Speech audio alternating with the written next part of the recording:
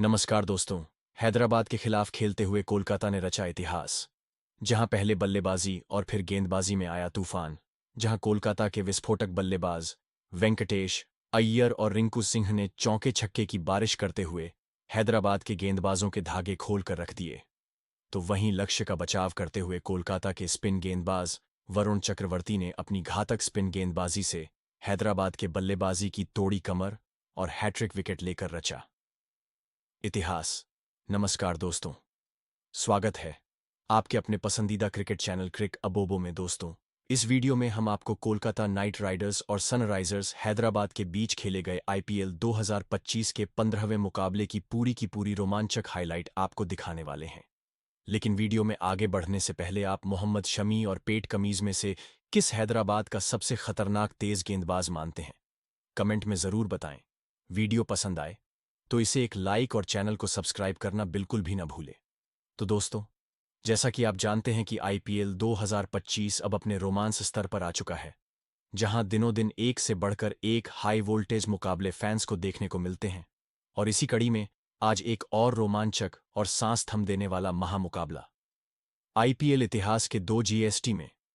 Kolkata night Riders और Sunrisers Hyderabad के बीच देखने को मिला। दोस्तों, इस मुकाबले में हैदराबाद के कप्तान पेट कमिश्नर टॉस जीता और टॉस जीते ही पहले गेंदबाजी करने का फैसला किया और कोलकाता को पहले बल्लेबाजी करने के लिए आमंत्रित किया। जहां हैदराबाद की टीम ने टॉस जीता और पहले गेंदबाजी करने का फैसला किया। दोस्तों, इसके बाद कोलकाता के लिए रनों की बारिश करने टीम की सलामी जोड़ी क्विंटन डिकॉक और सुनील नारायण मैदान पर मौजूद होते हैं, जिनके कंधों पर कोलकाता को एक ठोस शुरुआत देने की जिम्मेदारी सौंपी जाती है। तो वही हैदराबाद के लिए पहले ओवर की गेंदबाजी करने आते हैं तेज गेंदबाज मोहम्मद शमी। जहां पहली ही गेंद लेग स्टंप के काफी बाहर फेंक देते शमी और वाइड जाती है और दूसरी गेंद पर लेग बाई का एक चौका मिल जाता है और मोहम्मद शमी पूरे तरीके से अपनी लाइन लेंथ से भटकते हुए दिखाई देते हैं। लेकिन इसके बाद शमी के द्वारा शानदार कमरे किया जाता है और सटीक लाइन लेंथ के तहत गेंदबाजी देखने को मिलती है और दोनों ही बल्लेबाजों को पूरी तरीके से बांध कर रखते हैं। और एक ओवर की समाप्ति के बाद मात्र 7 रनों पर केकेआर का स्कोर पहुंचता है। दोस्तों, इसके बाद दूसरे ओवर की गेंदबाजी करने आते हैं हैदराबाद के कप्तान पैट कमिंस। जहां पहली ही गेंद पर मिड विकेट के ऊपर से सुनील नारायण के द्वारा 80 मीटर का गगनचुंबी छक्का लगा दिया जाता है। लेकिन पांचवीं गेंद पर कमिंस के द्वारा कोलकाता को 14 के स्कोर पर पहला झटका दिया जाता है, जहां क्विंटन डिकॉक बड़ा शॉट खेलने के चक्कर में सीमा रेखा के पास मात्र 1 रन के निजी स्कोर पर कैच आउट होकर पवेलियन की ओर लौट जाते हैं और इस तरह से 14 रनों के स्कोर पर कोलकाता का पहला विकेट गिरता है। जिसके बाद कप्तान रहाणे की मैदान में एंट्री होती है। लेकिन तीसरे ओवर में मोहम्मद शमी एक बार फिर से अपनी गेंदबाजी से सनसनी पैदा करने आ जाते हैं और तीसरी ही गेंद पर सुनील नारायण को विकेट के पीछे कैच आउट करवा देते हैं और 16 रनों के स्कोर पर ही कोलकाता को दूसरा बड़ा झटका लग जाता है और इस तरह से कोलकाता के दोनों ही ओपनर बल्लेबाज पेवेलियन की ओर लौट जाते हैं। जिसके बाद नए बल्लेबाज के तौर पर रघुवंशी की मैदान में एंट्री होती है। लेकिन दोस्तों, चौथे ओवर में रहने के द्वारा कमेंट्स को मिड विकेट के ऊपर से 90 मीटर का लमसम छक्का लगा दिया जाता है। इसके बाद दोनों ही बल्लेबाज मिलकर जबरदस्त बल्लेबाजी करना शुरू कर देते हैं और अच्छी गेंद को छोड़ते हुए खराब गेंद को दर्शक दीर्घा में पहुंचाने का काम किया जाता है और दबाव को कम करने की भरपूर कोशिश की जाती है। और पांचवें ओवर में शमी को एक बार फिर से रहाणे के द्वारा 78 मीटर का छक्का ठोक दिया जाता है, जबकि अंतिम गेंद पर रघुवंशी भी गली की दिशा में 1 बाउंस चौका लगा देते हैं और 5 ओवर के बाद कोलकाता का स्कोर 2 विकेट के नुकसान पर 38 रनों तक पहुंच जाता है।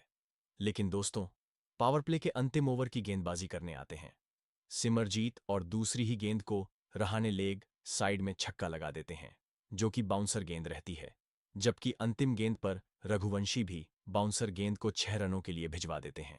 और इस प्रकार से छठवें ओवर में 2 छक्के करके बल्लेबाजों के द्वारा लगाए जाते हैं और पावर प्ले की समाप्ति के बाद कोलकाता की टीम का स्कोर 2 विकेट के नुकसान पर 53 रनों तक पहुंच जाता है। दोस्तों, इसके बाद 7वें ओवर में स्पिन गेंदबाज जीशन आते हैं और दूसरी ही गेंद पर 1 बाउंस चौका लगा दिया जाता है और 7 ओवर के बाद कोलकाता का स्कोर 61 रनों पर रुका हुआ रहता है। इसके बावजूद भी दोनों ही बल्लेबाज यही नहीं रुकते हैं और बेहतरीन तालमेल के साथ कोलकाता की पारी को आगे बढ़ाने का काम करते हैं, जहां 10वें ओवर की अंतिम गेंद पर रहाणे के द्वारा एक और जोरदार प्रहार करते हुए गेंद को स्टैंड में 6 रनों के लिए भिजवा दिया जाता है और 10 ओवर के बाद कोलकाता की टीम का स्कोर 84 रनों तक पहुंच जाता है, 2 विकेट के नुकसान पर। लेकिन दोस्तों, 11वें ओवर में रघुवंशी का बल्ला जम के गरजता है और जिसको एक छक्का और एक चौका लगा दिया जाता है, जबकि अंतिम गेंद पर कप्तान रहाणे रिवर्स स्वीप के चक्कर में विकेट के पीछे 38 रनों के निजी स्कोर पर कैच आउट होकर पवेलियन की ओर लौट जाते हैं और इस प्रकार से 97 के स्कोर पर केकेआर को तीसरा झटका लगता है, जिसके बाद नए बल्लेबाज अय्यर की मैदान में एंट्री होती है। लेकिन दोस्तों, 12वें ओवर की पहली ही गेंद पर रघुवंशी को सीमा रेखा के पास जीवन दान मिल जाता है, जहां पर नीतीश रेड्डी के द्वारा एक आसानी सा कैच ड्रॉप कर दिया जाता है। इसके बाद मिले जीवनदान का फायदा उठाते हुए रघुवंशी का बल्ला खूब गरजता है और बैक टू बैक 2 लगातार चौके ठोक देते हैं और रघुवंशी मात्र 30 गेंद में अपना अर्धशतक पूरा करते हैं। लेकिन 13वें ओवर में स्पिन गेंदबाज कामिंदु आते हैं और आते ही कोलकाता की सबसे बड़ी मछली का शिकार करते हैं, जहां रघुवंशी 50 रन बनाकर सीमा रेखा के पास कैच आउट होकर पवेलियन की ओर लौट जाते हैं, जिसके बाद नए बल्लेबाज रिंकू सिंह की मैदान में एंट्री होती है। लेकिन इसके बाद तो दोनों ही बल्लेबाज मिलकर हैदराबाद के गेंदबाजों पर टूट पड़ते हैं, जहां पर रिंकू सिंह और वेंकटेश अय्यर मिलकर चौके छक्के की आतिशबाजी कर देते हैं और पूरी तरीके से इस मुकाबले का रूप पलटकर हैदराबाद के गेंदबाजों के धागे खोलकर रख देते हैं, जहां 17 ओवर में रिंकू सिंह के द्वारा 4 लगातार चौके कमिंस को लगा दिए जाते हैं, तो वहीं 19वें ओवर में वेंकटेश अय्यर का बल्ला भी जमकर धुनाई करता है और 2 चौके और 2 छक्के के साथ 21 रन ठोक देते हैं और मात्र 25 गेंद में अपना अर्धशतक पूरा करते हैं। लेकिन अंतिम ओवर में हर्षल पटेल की गेंद पर बड़ा शॉट खेलने के चक्कर में 60 रनों की धुआंधार पारी खेलकर वेंकटेश अय्यर कैच आउट होकर पवेलियन की ओर लौट जाते हैं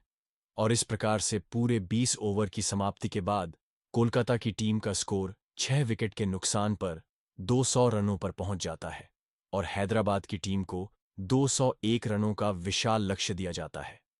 लेकिन दोस्तों, इसके बाद हैदराबाद के लिए रनों की बारिश करने की इरादे से 2 सबसे खूंखार बल्लेबाज ट्रेविस हेड और अभिषेक शर्मा की मैदान पर एंट्री होती है, जिनके कंधों पर हैदराबाद को एक ठोस शुरुआत देने की जिम्मेदारी होती है। तो वहीं कोलकाता के लिए पहले ओवर की गेंदबाजी करने आते हैं तेज गेंदबाज वैभव अरोड़ा, जहां उनका सामना होता है ट्रेविस हेड से और पहले ही गेंद पर हेड 1 बाउंस चौका लगा देते हैं, जबकि दूसरी गेंद पर एक और बड़ा शॉट खेलने के चक्कर में बाउंड्री के पास हर्षित राणा के हाथों कैच आउट हो जाते हैं और 4 रनों के स्कोर पर हैदराबाद को पहला बड़ा झटका लगता है, जिसके बाद ईशान किशन की एंट्री होती है। लेकिन दोस्तों, दूसरे ओवर में एक बार फिर से तेज गेंदबाज हर्षित राणा आते हैं। अंतिम गेंद पर अभिषेक शर्मा को स्लिप में कैच आउट करवा देते हैं 2 रनों के निजी स्कोर पर और 9 रनों के स्कोर पर ही हैदराबाद के 2 बल्लेबाज पवेलियन को लौट जाते हैं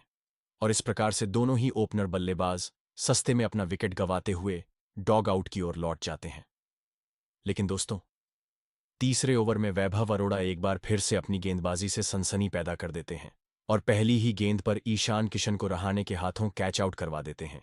और इस प्रकार से 9 रनों के स्कोर पर ही हैदराबाद को तीसरा बड़ा झटका ईशान किशन के रूप में लगता है और अपनी टीम के लिए मात्र 2 रनों का योगदान दे पाते हैं। लेकिन दोस्तों, अब नीतीश कुमार रेड्डी और कमेंट 2 के रूप में 2 नए बल्लेबाज क्रीज पर होते हैं और इन दोनों ही बल्लेबाजों के बीच हैदराबाद की उम्मीदें टिकी हुई रहती हैं।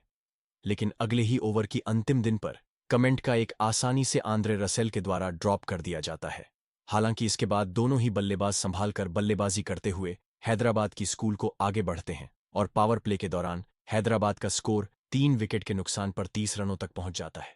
लेकिन दोस्तों, 7वें ओवर में एक बार फिर से सनसनी पैदा करने आते हैं स्पिन गेंदबाज सुनील नारायण और आते ही एक ही ओवर में दोनों ही बल्लेबाजों का चालान काट देते हैं और जिसमें नीतीश कुमार रेड्डी 12 रन तो वही कमांडो 8 रन बनाकर कैच आउट होकर पवेलियन की ओर लौट जाते हैं।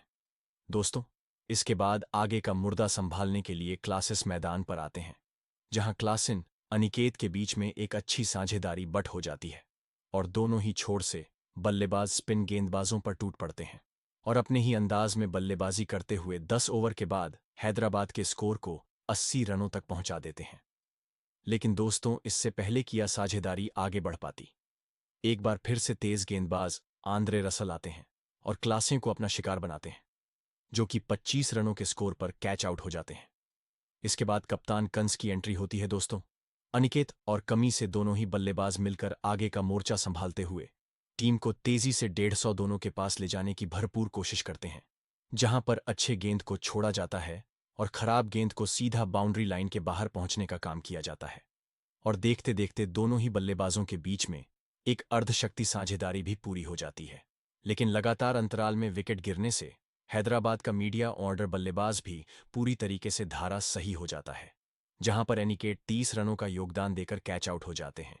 जबकि कप्तान कमिंस से भी 20 रन बना पाते हैं। और उनके आउट होते ही अब हैदराबाद का लोअर ऑन ऑर्डर बल्लेबाज पूरी तरीके से कोलकाता के गेंदबाजों के सामने धराशायी हो जाता है और एक के बाद एक सस्ते में अपना विकेट करवाते हुए पवेलियन की ओर लौटना शुरू हो जाता है, जिसका नतीजा यह होता है कि हैदराबाद की टीम इस मुकाबले में 120 रन पर ऑल आउट हो जाती है और पूरे 80 रनों से कोलकाता इस मुकाबले को जीत जाती है।